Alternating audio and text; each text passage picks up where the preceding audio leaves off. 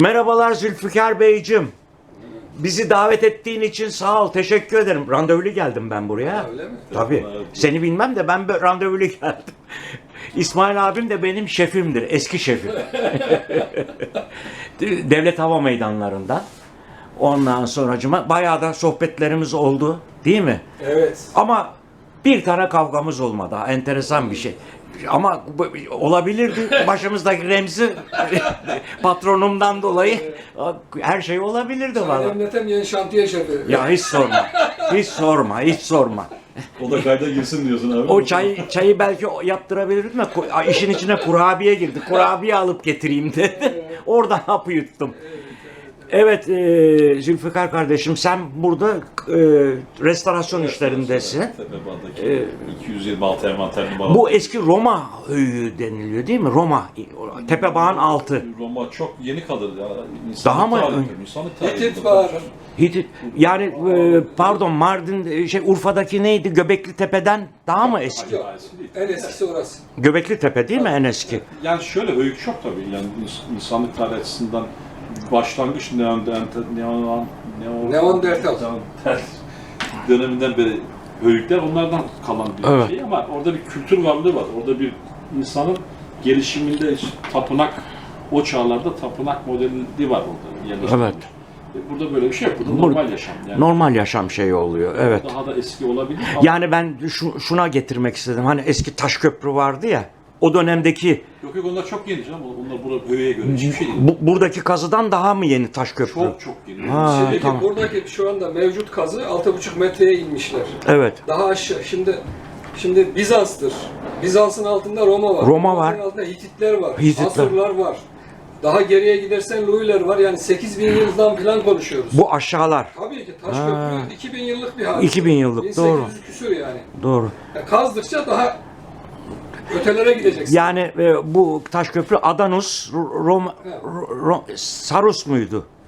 O Seyhan Ceyhan, Sarus, Roma İmparatoru Adanus. iki oğlundan alan, ismini alan bir Neyse, ben tarihi şeyleri fazla şey yapmayayım.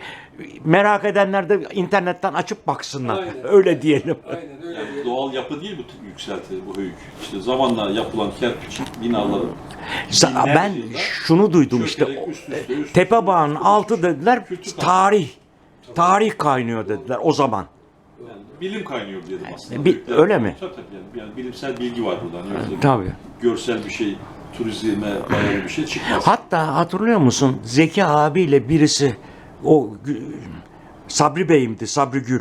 Bir röportaj yaptı bu Tepebağ ile ilgili.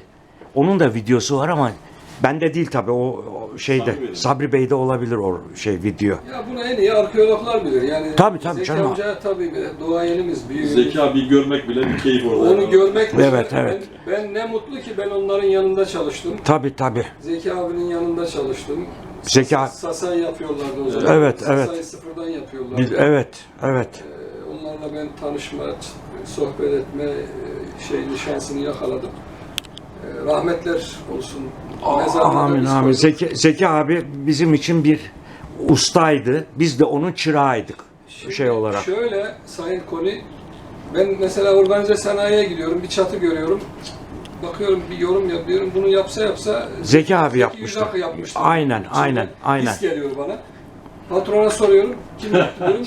Zeki Yüzak yaptı diyor. Yaptı. Yani öyle. Zeki abimizi saygıyla... Tabii. Allah rahmet eylesin. Çok şeydi. Ertuğrul Arf'a yetiştiniz mi abi? Efendim? Ertuğrul Arf. Ertuğrul abi olmaz olur mu? Remo İşan'ında. Ali Şeker. Ertuğrul Arf. Ondan sonra Selçuk Bey vardı, mühendis. Onu soyadını hatırlayamayacağım. Ertuğrul Arf da Adana'nın çok önemli bir değeri. Alsaray Sineması, Limonata Bar dediğimiz mezarlığın oradaki Raşit Tener tesisleri, Coca-Cola. Yani Coca-Cola çok güzel bir tesis. Abi orayı keşke bir üniversite kampüsü olabilse. Evet. Yani evet. şu orada Coca-Cola'yı yıktılar mı abi? Duruyor. neyse şimdi Coca-Cola zaten bir o eser duruyor şey Ertuğrul Arf'ın. Bir de Alsaray'ı yıktılar, yok ettiler Ben bir hepsi. iş için Coca-Cola'ya gitmiştim. Evet. Lobisi var böyle onun ince uzun böyle banka lobisi gibi böyle. Kadir Has değil mi? Evet. Onun böyle dev boyutta siyah beyaz bir fotoğrafını oraya koymuşlar böyle Evet. totem gibi. Evet. Böyle banko sistemi, bayılmıştım yani böyle. Hilton Otel'in girişi gibi böyle. Tertemiz yerler. Coca-Cola Adana'nın gerçekten yani Güzel, olarak söylüyorum. güzel bir şey. Aynı tarihlerde Ertuğrul abi İstanbul Coca-Cola'yı da yaptı Londra asfaltı üstünde. Onu da çok iyi hatırlıyorum. Mimarlık ne kadar önemli bir şey. Bakın oraya hayat veren mimar, işte Zeki amcalar gibi, Evet. orayı yapan mimar gibi, eski istasyonu yapan mimarın da Şevki Vanlı vardı mesela Sapmazların evi. Eyfel Bunlar Kulesi'nin- Türkiye'nin dev Dev mimarları. şeyleriydi, Tabii evet. Adana'yı da Adana yapan, kent kimliği kazandıran yapılardı. yani Hepsi gitti, şimdi var.